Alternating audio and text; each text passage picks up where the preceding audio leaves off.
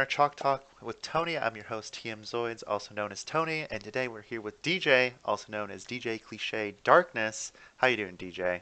Doing all right. How you doing? I'm doing pretty good, doing pretty good. I haven't filmed these in a while, so I'm trying to get back in the mode, ready to go. So, first question, as always, we got to find out how you got the name DJ Cliche Darkness. That's cute. Um, I live under a train. Every once in a while, you're going to hear that, by the way. But this microphone cuts it out mostly. But anyway, DJ Cliche Darkness. The way that I got this name was a long, long time ago in a land far, far away. I was getting into DJing music. I was starting to learn how to weave music together, and one of the bigger genres that I was in was into like darker stuff, like gothic industrial stuff and power noise and things along that line.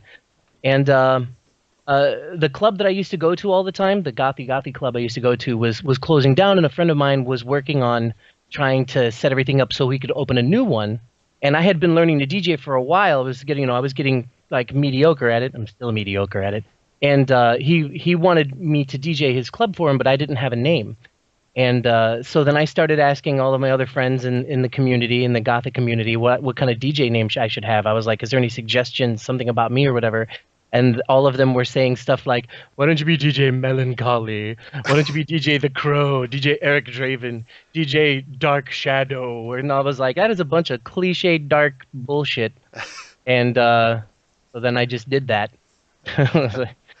Eventually gave them what they wanted. The cliche name. Okay, Mm, makes sense. very cliche, very dark. Much wow. Um, that is something I didn't know about you. If I did, I don't remember, to be honest with you.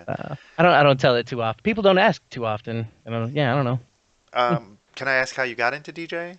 Just Really, I've just always loved music. Like I started going to clubs at an all ages club when I was extremely young. Like at 14 years old, there was this all ages club back where I grew up called. Well, on Friday nights it was called Gargoyles. And that was like the gothic industrial and an alternative music night and stuff like that.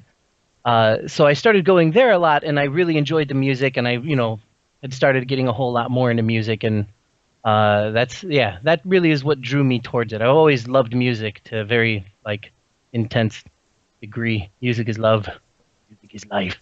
do you still DJ now, or is that done over with for the most part? Not too much. A long time ago. Oh God, how long ago? Quite a few years ago. I lost the majority of my stuff. I had a situation where I ended up like without my house, without my girlfriend, and I lost like almost my entire music collection. And ever since then, I haven't really DJed much. I've just done like a couple of weddings, and every once in a while, I actually stream DJ sessions using like software, virtual DJ usually. So I still DJ sometimes, but I don't really have any actual good equipment, and I haven't really updated my music library in forever. Hmm. Well, I'm sorry to hear that you lost your house and the girlfriend thing. Yeah, yeah, yeah. But the house, maybe Eh, for the most part. It Jeez. was just like that triple whammy. Like the majority of the music I had to at the time was digital, and so I had like some hard drive failures, and I lost like a gig or so of music, and I was horribly I was horribly crushing. And then yeah, I didn't have any place to live, and then the woman who was like my last chance at love, like that all went down. You know, how you get a little emotional sometimes. Yeah, it It was just happens. everything at once that It was usually really shitty. it usually happens that way, sadly. Mm, mm, mm. It can't just be one thing. It's just gotta pile it all on there just to make When it sure. rains, it pours, Yep, that is. and boy, did it pour. Uh, Whatever. but two things off of that.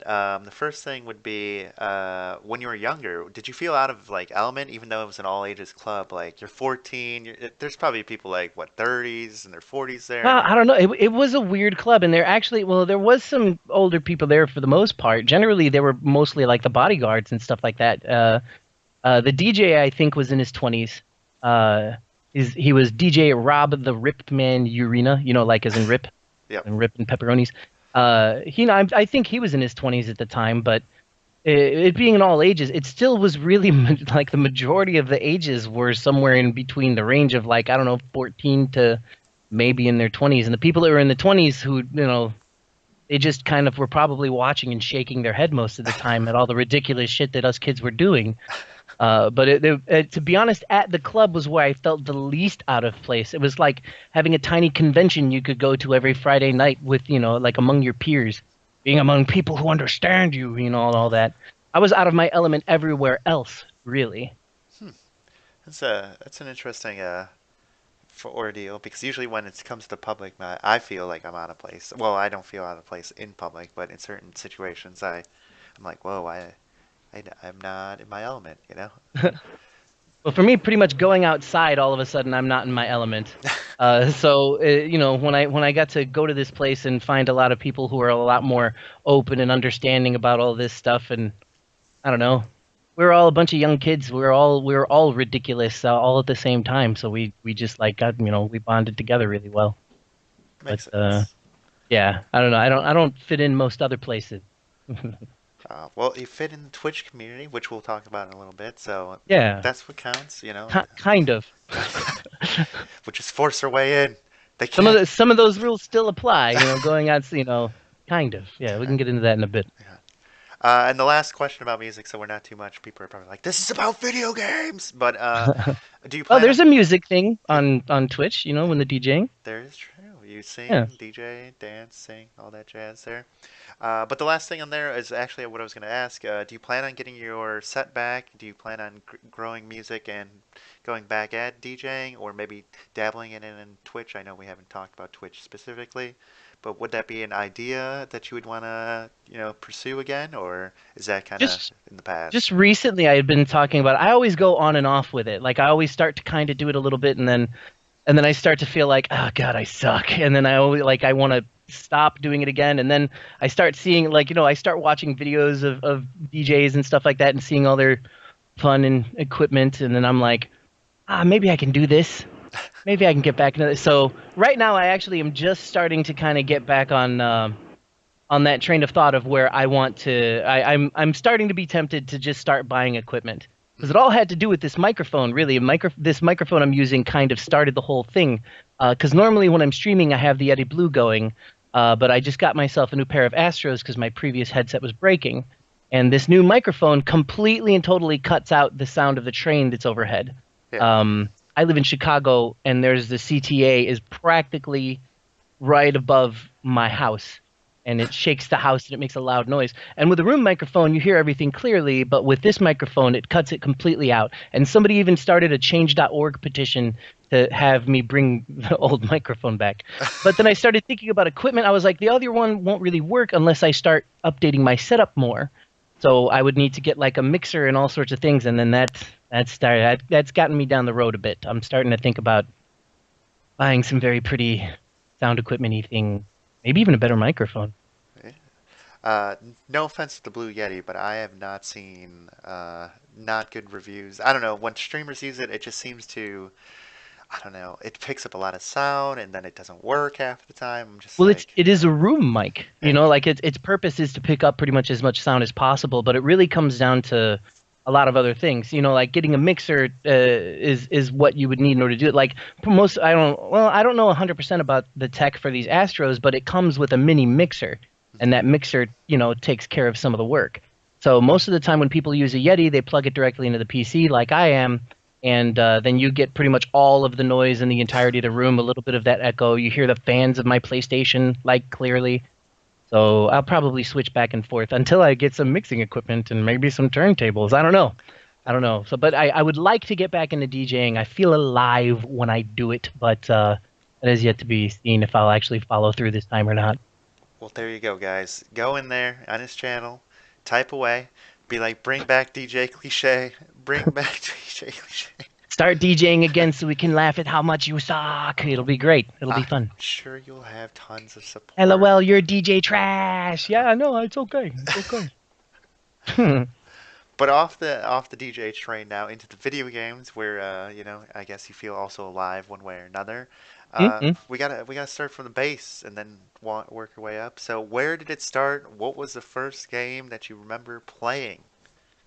This is okay. So I'm old. And the first thing to really remember was in the arcades.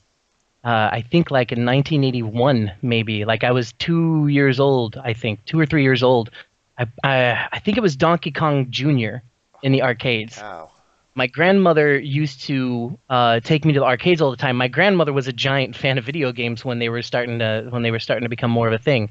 So she would always take me out to the arcades, and she bought me an Atari 2600 that I used to play every single day, a billion times a day. And everyone used to always yell at me for playing my video games all the time because I pretty much just did video games all the time, and that was that.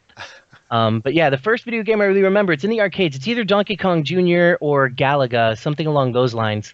It's really foggy, but I've quite literally been playing video games my entire life. So do you feel like you're an arcade kind of gamer? Do you enjoy arcade games or you're Oh, I like love it. I love it all was the thing because I got to like live with such a massive amount of the evolution of everything involving gaming. Um, and for the most part, not even really realizing it, because when it started with arcades, it was just a thing. I didn't know exactly what video games were. All I knew is there was awesome shiny stuff on the screen, and when I moved the controllers and pressed the buttons, stuff happened. And I had Atari 2600, and I thought that's all there was. I didn't, sometimes there was new games coming out for it that Grandma would bring over, and that'd be awesome. But then one day I got a ColecoVision, and I had no idea what it was. I got it for Christmas, and I was still very much in single-digit ages. I don't know, I was like 5, maybe, and it was a Christmas present, and everyone seemed really excited for me and my brother to open it. And when he opened it, I looked at it and I was like, "The hell is this?" Like I had no idea what it was. It was just a thing, and I was like, "Oh, that's neat. What's happening?" And then we hooked it up and stuff. And then when I found out it was video games, and I found out it looked better and there was different sounds to it and stuff, then my mind was blown. So then, that started to put into my mind that there could be like, some type of evolution, more awesome video games. Then Nintendo came out and they actually started showing commercials for it. And I had no idea what the hell it was. I just knew I wanted it because it was video games. That was it. I didn't know what it. I knew that the word Nintendo was being slung around everywhere, and they showed pictures of the device. But then a neighbor friend of mine got a Nintendo, and I went to his house, and then I played it, and I was like, yes, yes, this is the thing I need.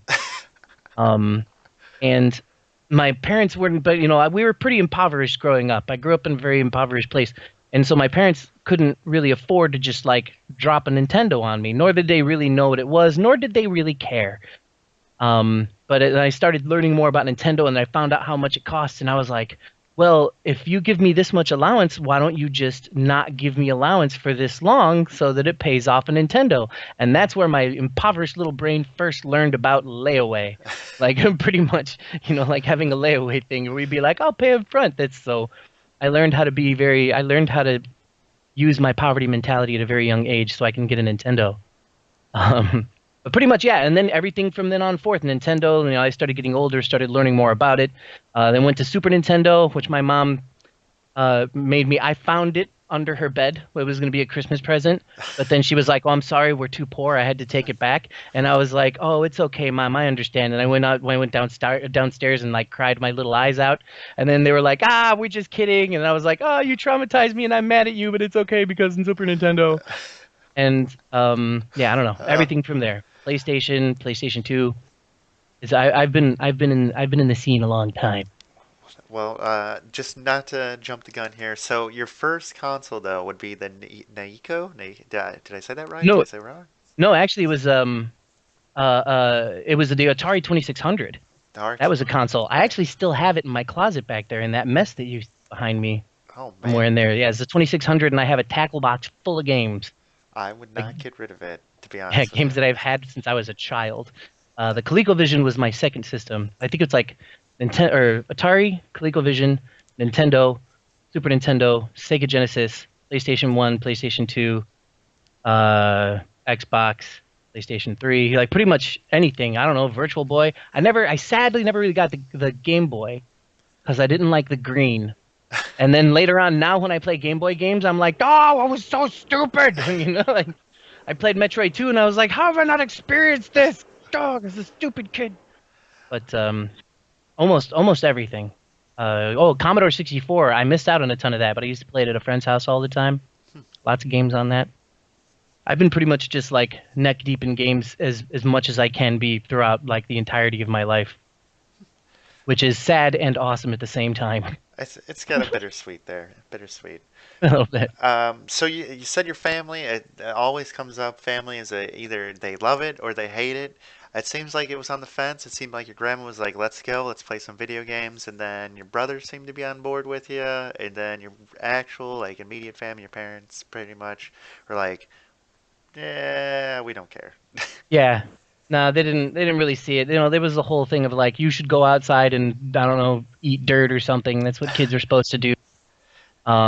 But at the same, that you know, they kind of didn't care and they kind of cared at the same time. But they were like, "You're never gonna do anything in the future. You're ruining your life by just sitting here wasting away playing video games all the time." Little did they know that electronics and computers and video games ended up being the way of the future.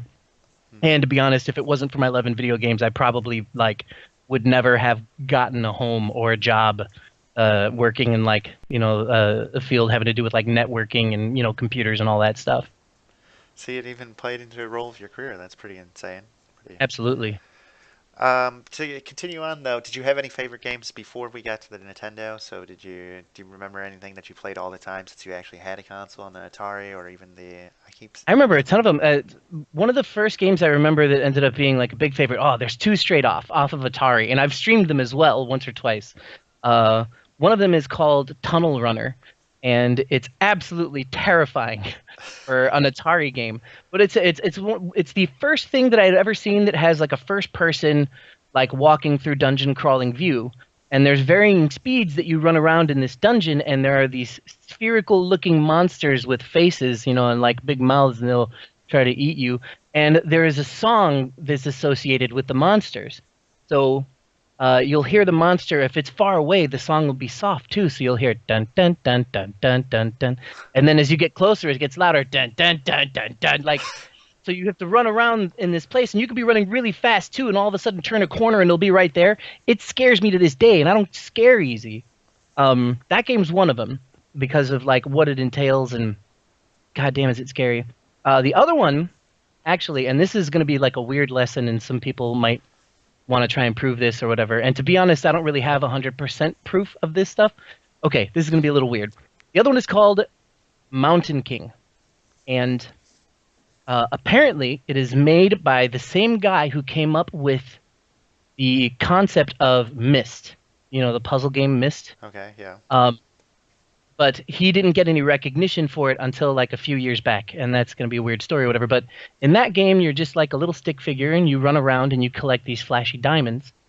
And eventually, when you collect, I think 1,000 points worth of diamonds, all of a sudden, all of the sound stops in the game, and it can be confusing. But you run around a little bit, and all of a sudden, you start hearing this song, and it sounds soft. And as you get closer to something, as you move in a direction, the song gets louder, and then when you eventually you get to where it's at its loudest, and this like little pixel will kind of blip on the floor somewhere on all the many levels. It's like a side scroller, and so you go over to that little blip, and then you press down and you duck on top of it and you pick it up, and then there's like little flashy thing around your head. Then you have the fire apparently, and you go down to the basement where there's a spider, and you get a crown, and when you get the crown, it plays the classical piece of in the Hall of the Mountain King, which a lot of people, that song. Yeah. That song starts playing, and that's how I was introduced to that song. And then you have to get to the top of a mountain where there's a fire, and you win, and you do that over and over and over again. Because in Atari days, it was always about points. Yeah. But like there was for something that was simply Atari, there was like a ridiculous level of depth and like cognition that was necessary in order to kind of figure out whatever the hell was going on. Hmm. That it just blew my mind at the time. So those are on that original console. Those are like the two games that like really blew my mind. I'm sure there are plenty of others, but like those are the ones that stick out to me. I honestly didn't have an Atari, so I was the NES. I think that was the oldest Nintendo. I think maybe a Super Nintendo but that would be probably the oldest console that I had. Which leads us right into Nintendo. So you saw it on TV. You're excited now. You saved up for it pretty much. Put it away on layaway here. Well, what'd you think? Like, were you blown away by just the graphical change? Because I know for like Nintendo, that was a huge like jump. You actually kind of see a character now. It's just not stick figures. It's not just flashing lights. It's a little bit more in depth. I guess, in a way. Well, that definitely was an evolutional change in the world of video games. Um, like it wasn't a giant mind-blowing experience to be honest. ColecoVision was actually pretty solid. Uh, so like it was just more video games, and there was a little more to it. But as the longer that Nintendo existed, the better that they got at making video games. You know, which usually happens with most consoles. So then some other stuff came out. Like I remember being completely blown away by the cutscenes that they had in Ninja Gaiden. Like, you know, I was like, "This is the greatest graphics I've ever seen in a video game," even though it's just like pixel art cutscene things. But that I felt like that was like a pretty cool step. And later on, as games started coming out, that you could do, people found creative ways in order to like kind of put as much gameplay into something as they could, like with Wrath of the Black Manta, which is like this weird ninja game that I hope to stream sometime soon. Actually, I got a top-loading Nintendo, and I'm gonna get some hardware to install in it so I can capture it and stream it. But they would put in things where like if you hold down a button and hold up, then he would charge up a power and like shoot a missile. But if you held the button and held down, then he would shoot like a ground missile that would follow on the ground. There was like all sorts of things that you could do in it that was like made that game like really stimulating, made you feel powerful. But it didn't exactly blow my mind, but it just made me ridiculously happy. The big jump that blew my mind was, I think, going from Nintendo to Super Nintendo.